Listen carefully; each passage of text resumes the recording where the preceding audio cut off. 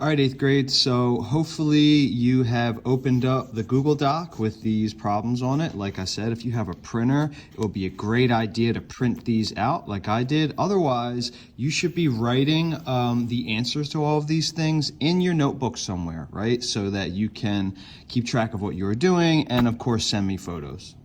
So first set of problems has to do with this image here where it says two lines, F, see lowercase f, and G are parallel, and they are cut by a transversal H. So we know that when a line comes through and cuts two parallel lines, it makes a bunch of angles. So the first thing that I'm asking you to do is label each angle 1 through 8.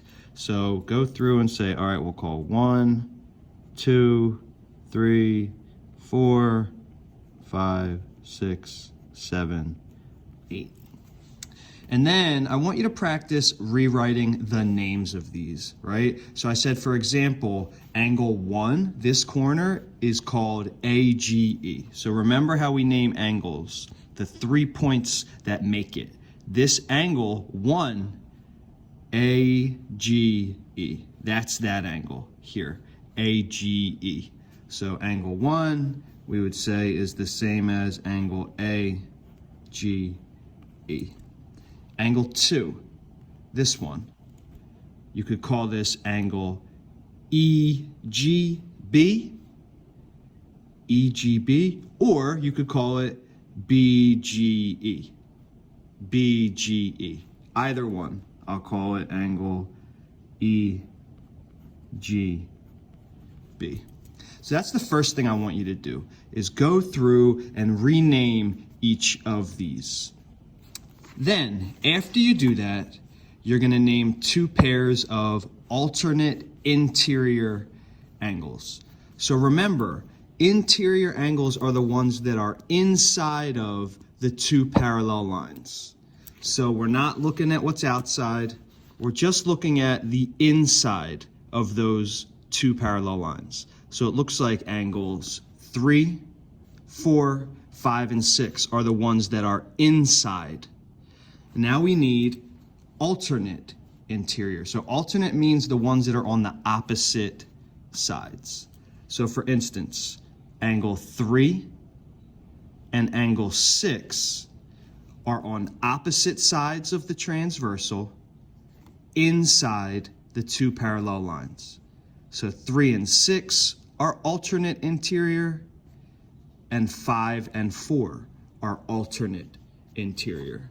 So I could say angles 3 and angle 6 is one pair, angle 4 and angle 5 is another pair. But you need to actually write the names of these, right? Like you did here. Next, corresponding angles, 4 pairs of corresponding. So remember, corresponding means they're in like the same position. So angle 1 corresponds to angle 5, right? They're both in the same position, like in their corners. Angle 4 corresponds to 8. 6 corresponds to 2, and 3 corresponds to 7. So you have to name 4 pairs of corresponding. Then you're going to name 4 pairs of vertical. Vertical means they are like diagonal from one another. They're across from one another. So if I'm looking down here, 7 and 6 are vertical, 5 and 8 are vertical. Up here, 1 and 4 are vertical, 2 and 3 are vertical. But you can't just use the numbers as the names. You have to use the names like you did in number 2. So then you've got all the vertical. Last problem of this video. So same image as you had in the first one. But what if angle AGE is 115 degrees? Determine and label the measure of the 7 other angles, right? So there's 1, 2, 3, 4, 5, 6, 7 other angles here. And this requires us to remember what we know about vertical and corresponding angles. So vertical angles are equal to one another. So if this is 115, the vertical angle is 115. Also, corresponding angles are equal. So this corresponds to this. So that means if this is 115, then this is 115. And now I could say, all right, well, these two are vertical. So this is 115. But also this and this correspond to one another. So they are equal. Now what about these other ones? We need to remember the rule of adjacent angles. Angles that are next to one another on a flat line. So these 1, 2 angles are directly next to one another. We could look at it like this. These two angles are next to one another. We could look at it like this. These two angles are next to one another. So when angles are adjacent to each other, they have to add up to 180.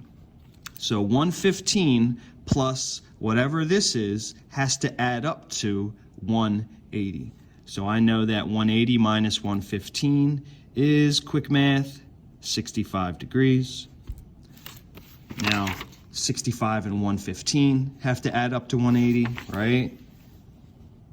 These are vertical, so 65 is here, and then you can figure out these two also. All right? In the next video, we're going to talk about number 8.